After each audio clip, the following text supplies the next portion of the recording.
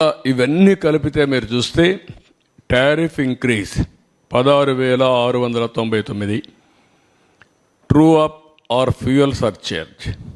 నాకు ఇవన్నీ కొత్త పదాలు అప్పట్లో లేవు. నేను ఉన్నప్పుడు నేను కరెంట్ ఛార్జ్ ఒకటే వేసేవాళ్ళం. ఇన్నోవేటివ్లో వచ్చారు వీళ్ళు, తెలివినంతా ఉపయోగించారు. అందుకే ఇక్కడికి వస్తే true up or fuel surcharge అన్నాడు. 5,886 కోట్లు వేశారు. ట్రూ అప్ ఛార్జెస్ అన్నారు, 3,977 కోట్లు వేశారు. ఎలక్ట్రిసిటీ డ్యూటీ 5,604 కోట్లు అయింది. ఒక యూనిట్కి ₹1 వేశారు.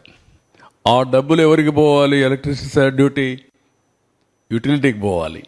గవర్నమెంట్ తీసుకున్నారు.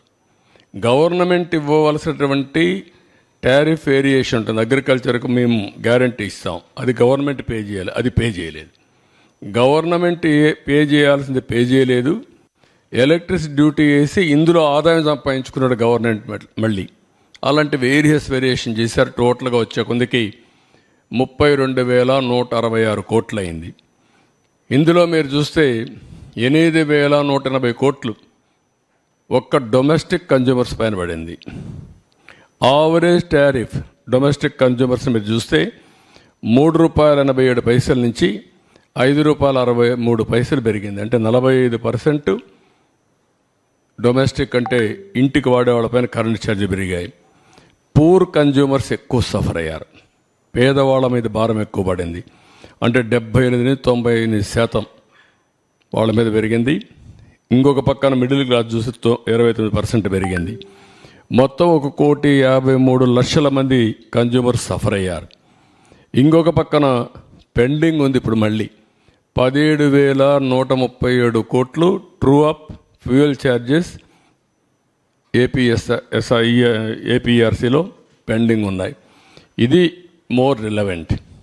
50 యూనిట్లు వాడే వాళ్ళందరికీ ₹1 1 పైసా నుంచి ₹1.99 పెరిగింది. 100 యూనిట్లు వాడే వాళ్ళకి ₹2.44 నుంచి ₹4.53 పెరిగింది. 86% పెరిగింది. 200 యూనిట్లు వాడేవాడికి ₹6.32 నుంచి ₹1,123 పెరిగింది. 78% పెరిగింది. 300 యూనిట్లు వాడేవాడికి 1,573 నుంచి 2,034 అంటే 29%. ఎప్పుడూ మాట్లాడుతూ ఉంటాడు పెత్తందారులని. ఈ పెత్తందారు చేసిన పనికి పేదవాడు చితికిపోయే పరిస్థితి వచ్చింది. పేదవాడి మీద భారం పడింది. పేదవాళ్ళు నడ్డి విరిచే పరిస్థితికి వచ్చాడు. అన్నింటికంటే ముఖ్యంగా 50 యూనిట్లు వాడిన వ్యక్తులపైన 98% పెంచారు. 100% భారం మోపారు.